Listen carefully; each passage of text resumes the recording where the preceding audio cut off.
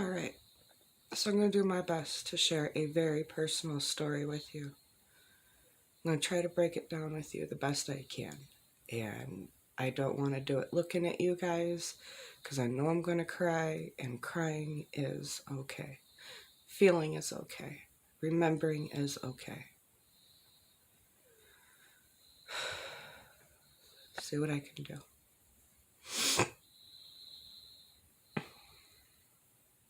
I want to tell you about my baby boy. I was so happy when I found out I was pregnant with him. It was a miracle in the first place getting pregnant with Belize. That's why her middle name's Miracle. Belize Miracle, because she was my miracle. I'll tell you that story too. That's a good one. That's the one I know you guys are going to like. Because that's years in the making. For me being filled with cancer, being told I was never going to have a child, I was going to have complete hysterectomy, that cancer was going to kill me, especially if I didn't do something about it. And I walked away from all of them. And then when I met my husband, years later, after I walked away from everything, I met him. He wanted me to be completely tested. He wanted to know what was up with it, especially because he loved me. And he wanted to know. So we got tested. There was no sign of it. No sign of it at all. It went into complete remission. They said they've never heard of my stage 3 going into remission when it was supposed to go straight to stage 4 and kill me. And, well, surprise. Doctors don't know nothing. Just like they didn't know about my child, and I tried to tell them and nobody listened. Anyhow, I got pregnant. And I was so happy, and I remember everything I went through with Belize. So I told myself I was going to do it better. I was going to do it right this time. So I didn't want to go to the doctor after I knew. I got my first ultrasound, and I seen him. I was so happy. Belize knew I was pregnant even before all of this.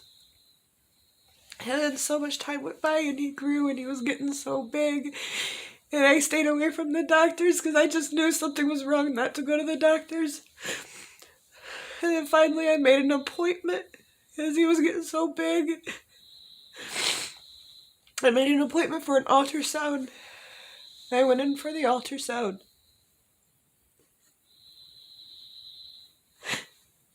And in the ultrasound, they told me there was no heartbeat. I had to go straight to the hospital. This was on May 9th. And this is the day I consider this happening. I don't consider when I gave birth to my dead child his birthday, because that was Mother's Day, for crying out loud, people. And I had to go through this. Anyhow, on the 9th I found out there was no heartbeat. I had to go to the hospital. Went to the hospital.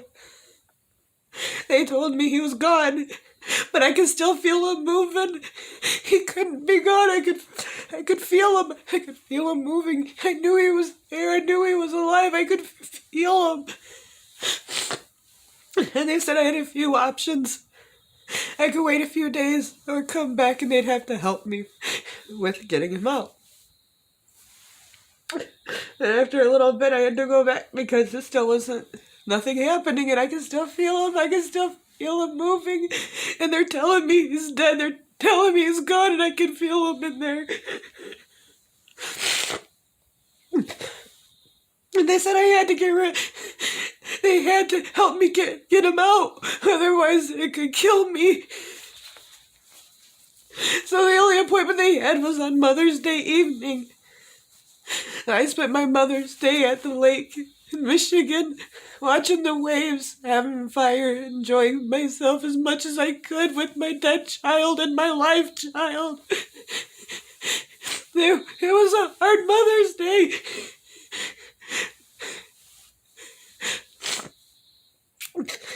And then I go to the hospital later Mother's Day night to have my child. And I still feel him moving. I still feel him like he's alive. And they won't believe me.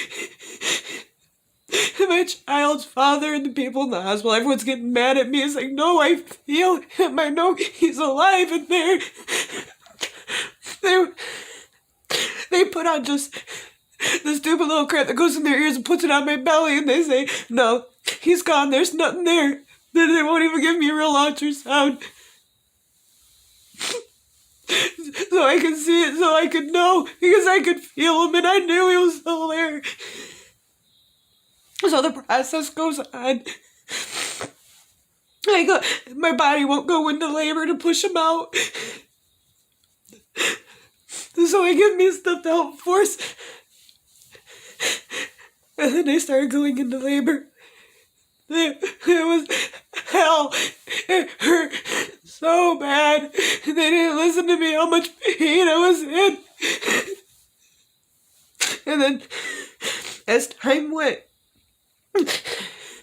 he started to come out, and I could feel him moving as he's coming out. He was moving. They didn't want to listen to me. He was moving. I could feel him. He wasn't gone, and they were making me have him.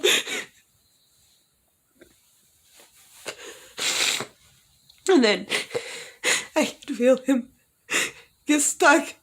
I could feel him moving, and he was stuck. He was moving, and I'm screaming out for help and pain. And I sat like that for over 5 hours with him stuck. And they didn't listen that it was already stuck. They didn't listen to the pain and what I felt and how it hurt. And eventually, when all my pain stopped and all my pain went away and everything went down,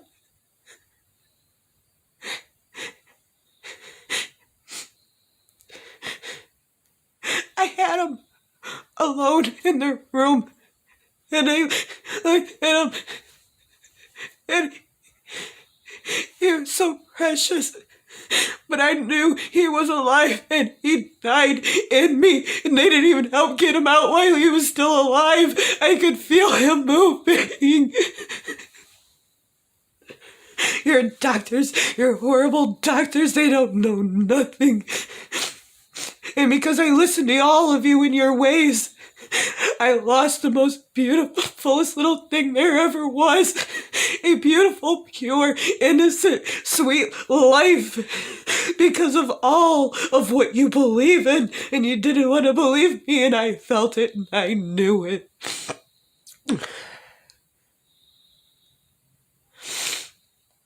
So Mother's Day for me is one heck of a day. And I don't count the day when I birthed him on Mother's Day. The day I lost him. I count the day I lost him when all of those lies of all the medical crap on the 9th that started all of this. I lost him on the 13th. The wonderful, lucky 13. 13's always been a lucky number for me. Let's see how lucky it is for all of you guys. You took the most sweetest, purest thing there ever is on this earth, and you took him from me. I wish you could all see how abortions are wrong. How not believing when a mother knows is wrong. Because he died inside of me, stuck, because he was forced out of me before he was ready, before I was ready. He was murdered. He was killed by the ways of this world. But guess what? I do know it's okay. Like he said, it's better that they're dead. He's in heaven.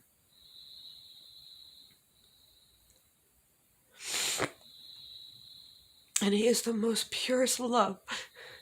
And he's been untouched by the corruption of your world, and he is pure. He is good. And he is in heaven with my husband, all of your loved ones, all of my loved ones, which is all of you.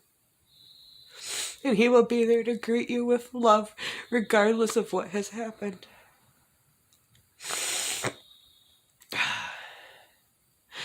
I even see him now.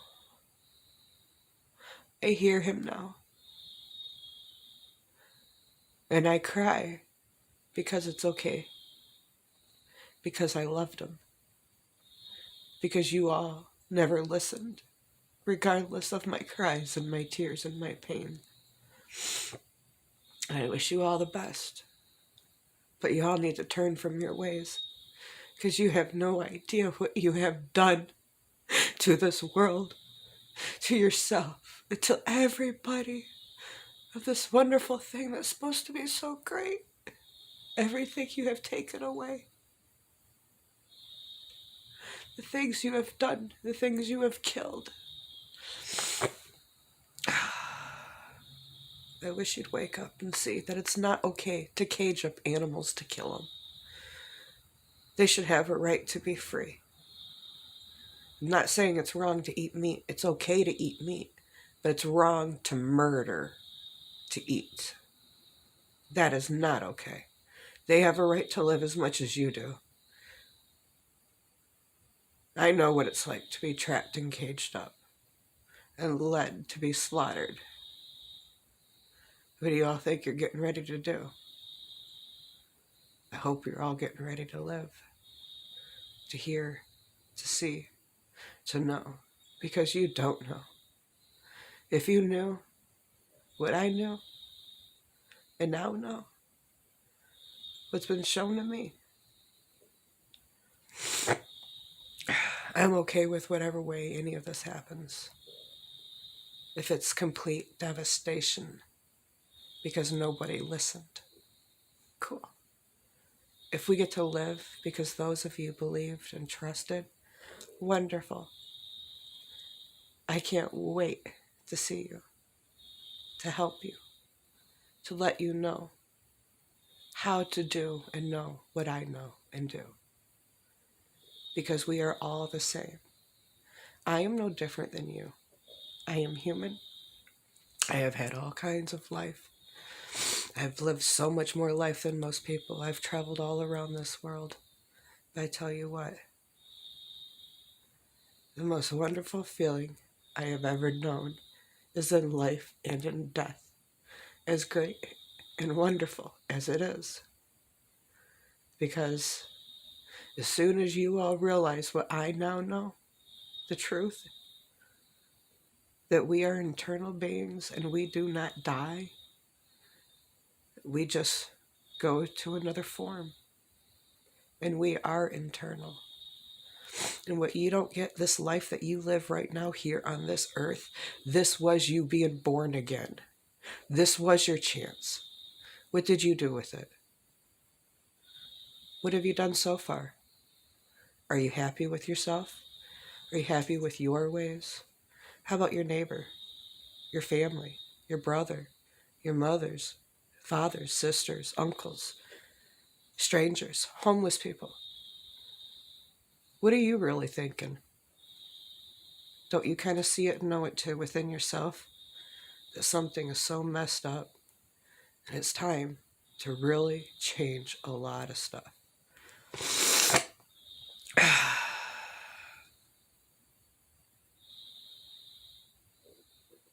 You'll see.